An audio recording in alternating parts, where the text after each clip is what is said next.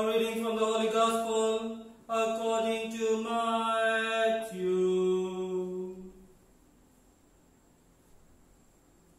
The Pharisees went off and plotted how they might entrap Jesus in his speech.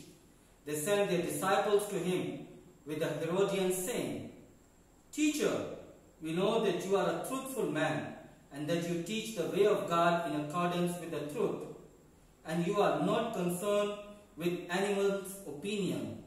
For you do not regard a person's status. Tell us then, what is your opinion? Is it lawful to pay the census tax to Caesar or not?"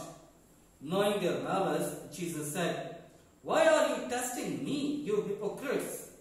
Show me the coin that pays the census tax." Then they handed him the Roman coin. He said to them, "Whose image is this? Whose inscription?" They replied, "Caesar's." At that he said to them, "Then repay to Caesar what belongs to Caesar, and to God what belongs to God." The Gospel of the Lord.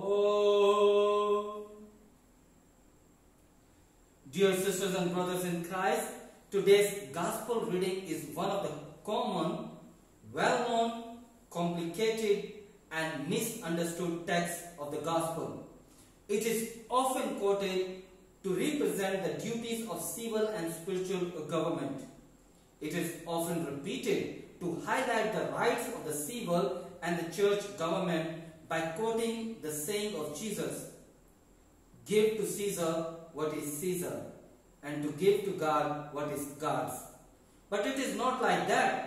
I do not mean that the interpretation is not right, but I also do not mean to say it should be interpreted like that. Because when Jesus spoke, he always went beyond the borders to show us the power of God through his words and deeds. So what is the meaning of the text for us today? Let us together find the meaning. But before that, let us make a quick overview on the past 3 weeks' activities of Jesus. On 26th Sunday in ordinary time, Jesus showed that God does not look for lip service, but he encourages us to work in the vineyard in order to serve others.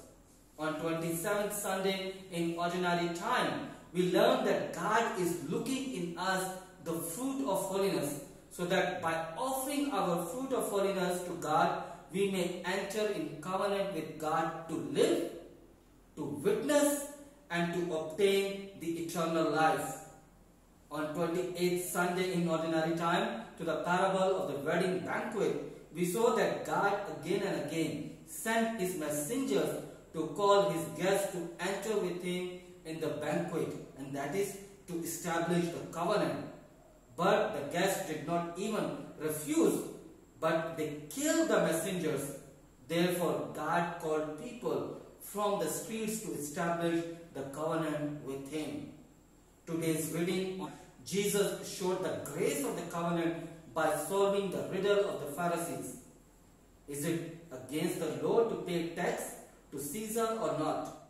As I said earlier, mostly the gospel is understood as a call to give to civil government what belongs to civil government, and to God what belongs to God. But gospel passage challenges us to go beyond the border, because when Pharisees asked Jesus, "Shall we pay to Caesar?" it was a simple question.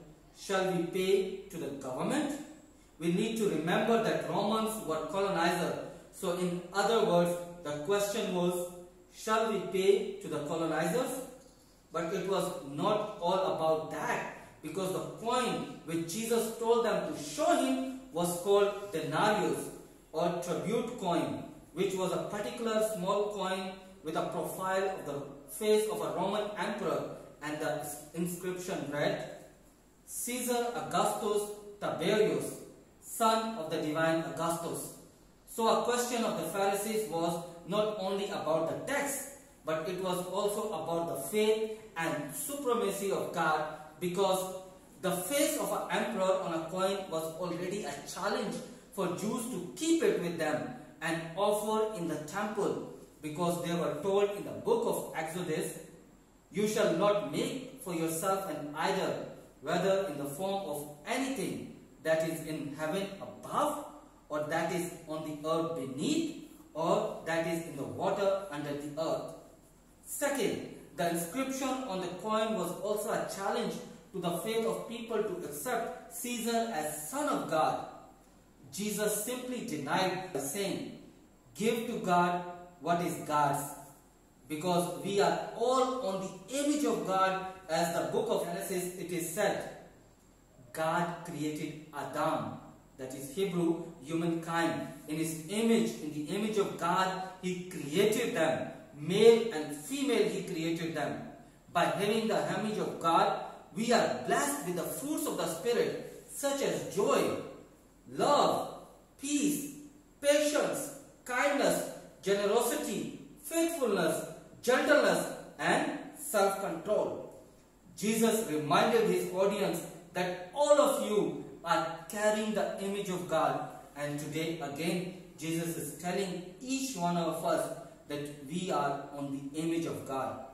And therefore, before there is death, there must be life. Before there is error, there must be truth. Before there is crime, there must be liberty and law. Before there is a war, there must be peace. And before there is Caesar, there must be God. Since each of us is carrying the image of God, therefore we need to do three things. First, through the scripture we know that human being was created on the sixth day, which means man is the crown of creation. All things were created through the words of God, whereas only human being was created with the nature and image of God. Therefore, human being has great responsibility, that is to represent God by protecting the weak, standing with lonely, offering place to the homeless, supporting marginalized and neglected people, and above all, protecting our Mother Earth, as Pope Francis said in his encyclical Laudato Si. We need to strengthen the conviction that we are one single human family. Second, all of us are carrying the image of God, which means all of us have God's grace to forgive ourselves, our brothers and sisters, our neighbors, our colleagues, and our workers.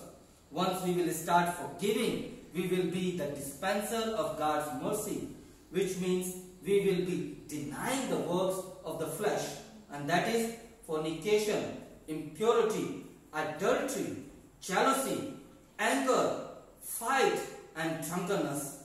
Third and the last, by carrying the image of God, we are accepting Jesus as our Messiah, the Son of God. Therefore, we need to be ready to get humiliated, as Jesus already shared with us in the Gospel of Matthew. If anyone strikes you on the right cheek, turn the other also. And if anyone wants to sue you and take your coat, give your cloak as well. And if anyone forces you to go 1 mile, go also the 2nd mile. Give to everyone who begs from you, and do not refuse anyone who wants to borrow from you. May Mary, the mother of Jesus, and our mother intercede for us to always carry the image of God in order to become the brothers and sisters of Jesus.